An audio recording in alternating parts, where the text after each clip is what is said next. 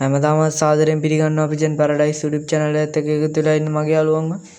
ඉතින් ඔන්න අද අලුත් වීඩියෝ එකක් අරගෙන ආවිල්ලා තිනවා. ඉතින් මේ වීඩියෝ එක ගේන්න පොඩ්ඩක් පරක්කු වුණා. ඉතින් අන්න ඒකට සෝරි වෙන්න ඕනේ. ඉතින් ඔයාලා හිතන්න එපා මේ වීඩියෝ එක මගේ අලුත් සූද්දෙක් බව. ඉතින් ඒක විතරක් තියෙන්නේ කියලා. ඉතින් තව දෙයක් ගන්නලා තියෙනවා. ඉතින් ලොකු පරිවේදන කට්ටිය කරන දෙයක්. ඉතින් බෑවට පස්සේ කරන දෙයක්. ඉතින් ඔයගේ පරිවි 10කට වැඩි විතර ඉන්නවනේ මේ දේ කරන්න පුළුවන්.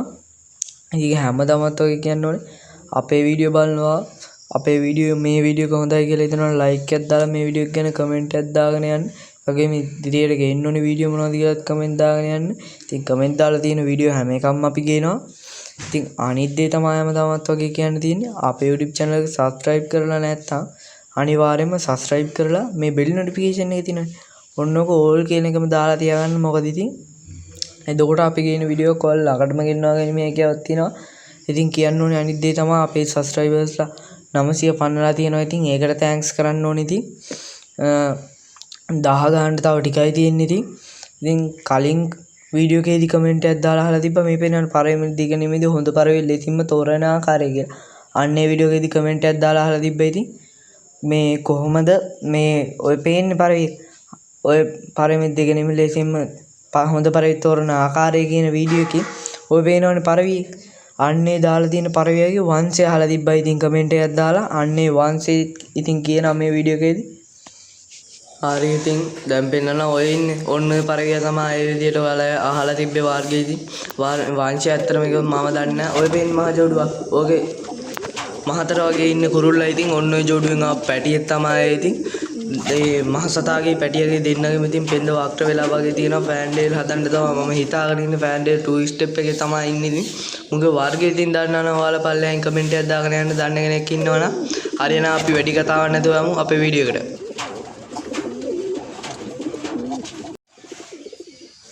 මේ විජන් පැරඩයිස් පරවි හදන වෙනස්ම විදිහකට ආදරෙන් පිළිගන්නවා පිජන් පැරඩයිස් YouTube channel එකත් එක්ක එකතු වෙලා ඉන්න මගේ යාළුවන්ව.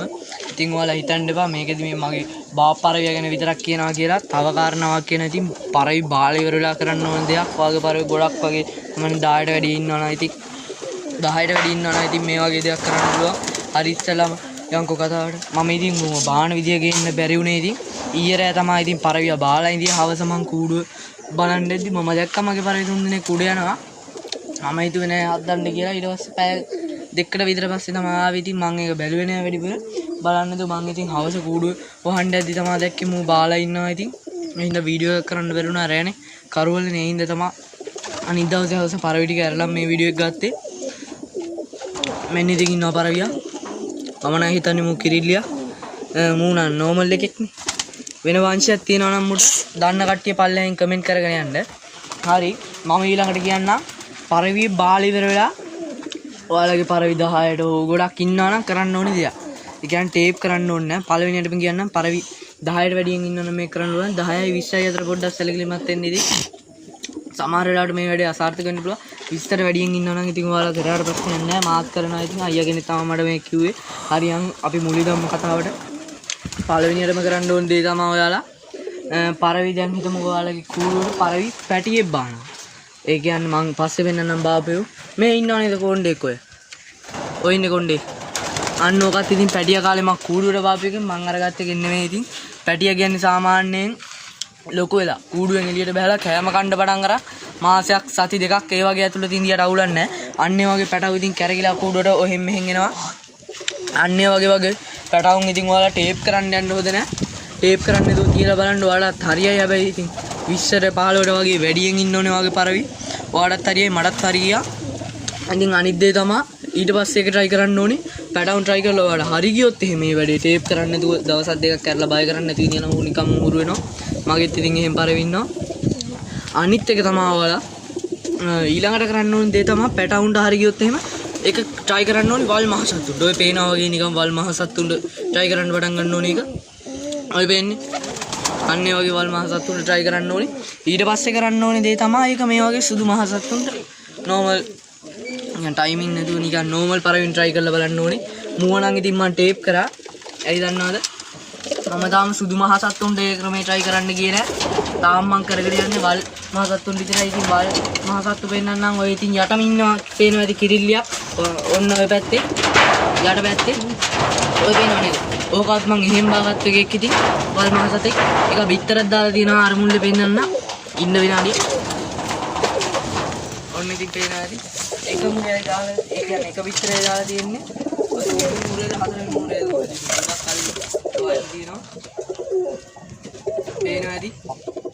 ඉතින් අනිත් දේ තමයි ඔයා එහෙම කරලා සුදු මහසත්තු පුරුදු කරලා. මේ පේනවනේ මූව මන් තාම පුරුදු කරන්න අරන් නැහැ. ඒ කියන්නේ මහසත්තුන්ව සුදු මහසත්තුන්ව ගොඩක් ලොකු පරවි හදන කට්ටිය කරන්නේ නිකන් 50 60 වගේ ඉන්න පරවි දැකලා තියෙනවද ඔයාලා කවදා හරි වීඩියෝ වල පරවි ටේප් කරනවා. නෑනේ. අන්න ඒ වගේ තමයි යාලත් කරන ට්‍රික්ස් එක. ඉතින් මට මේක අයියා කෙනෙක් කිව්වේ. ඉතින් තව දෙයක් තියෙනවා. බැරි වෙලාවත් ඔයා කූඩුවට පරවි බෑවොත් මෙහෙම ඔයාගේ කිරිල්ලිය ජෝඩු වෙලා නැති කිරිල්ලියත් එක්ක වෙන කොහෙන් හරි කුරුල්ලෙක් ආවිල්ලා ජෝඩු වෙලා බෑවොත් ඔයා කූඩුවට අන්න එතකොට ඔයා ඒ කුරුල්ලව ටේප් කරන්න යන්න ඕනේ නැහැ. මොකද ඒ කුරුල්ලා කිරිල්ලිගේ පස්සෙන් ඉන්නවා ඉතින්. හැබැයි බැරි වෙලාවත් ඔයා කූඩුවට ඔයාගේ ජෝඩු වෙච්ච නැති කුරුල්ලේ පස්සේ ඔයාගේ ජෝඩු වෙච්ච මේ ඔයාගේ නැති කිරිල්ලියක් આવොත් ඒ කියන්නේ වෙන කොහෙන් හරි කිරිල්ලියක් આવොත් ඉතින් ඒකව ජෝඩු කරන්න ඒ කියන්නේ ටේප් කරන්න යන්න හොඳ නැහැ. නෙමෙයි ටේප් කරන්න ඕනේ. මොකද දන්නවද ඉතින් කිරිල්ලියෝ සාමාන්‍යයෙන් දවසක් එන්නේ ඉතින් හවස් වුණාට පස්සේ ඊට පස්සේ කුරුල්ලවත් ඇදගෙනම යනවා ඉතින්. ඒ හින්දා ඒ වගේ කිරිල්ලියක් આવොත් ඉතින් ටේප් කරන්න. අනිත් දේ තමයි මං මේ කියපු ක්‍රමේ සුදු මහසත්තුන්ට ඉතින් පුරුදු කරන්න ඕන ටේප් කරන්න නැතුව ඔයාගේ 40 50ක් ඉන්නවනම් අන්නේ ක්‍රමේ හරියන්නේ. මේ ඔයා දැකලා වන්න නැති සාමාන්‍යයෙන් ඔයාගේ වහල්ට බාලම නැති පරවින්න. ඉතින් ඔයාගේ වහල්ට බාලා ඔයා ගෙදර පුරුදු පරවි ඉන්නවනේ. වල් පරවි එහෙම වෙනවනේ හැම තිස්සෙම. හැබැයි කූඩුවට එන්නේ. අන්න ඒ වගේ පරවින් try කරන්න යන්න ඕනේ. දැකලා වන්න නැති පරවි බෑවොත් තමයි ඉතින් try කරන්න ඕනේ. ඉතින් මං හිතනවා මේ වීඩියෝ එකේ ඉගෙන ගන්න ඇති කියලා පරවි බාලි වරනවා මගේ ක්‍රමේ try කරලා බලයි කියලාත් මං හිතනවා. අනිත් දේ තමයි try කරලා හරි ගියොත් ඉතින් කමෙන්ට් එකක් දාගෙන යන්න. ඒ වගේම තමයි මේ ක්‍රමේ දාන්න කට්ටියත් කමෙන්ට් කරගෙන යන්න. ඊළඟට මං ගේන්න හිතාගෙන ඉන්නවා ඉතින් ටයිමින් පරවි හොයාගන්නේ කොහොමද? ඊළඟට ටයිමින් ඔයාලා ළඟත් කලවන් ටයිමින් පරවි ඉන්නවනම් අන්නේ ටයිමින් පරවින් කොහොමද ඉලවන්න පුළුවන් පරවි හොයාගන්නේ කියලා.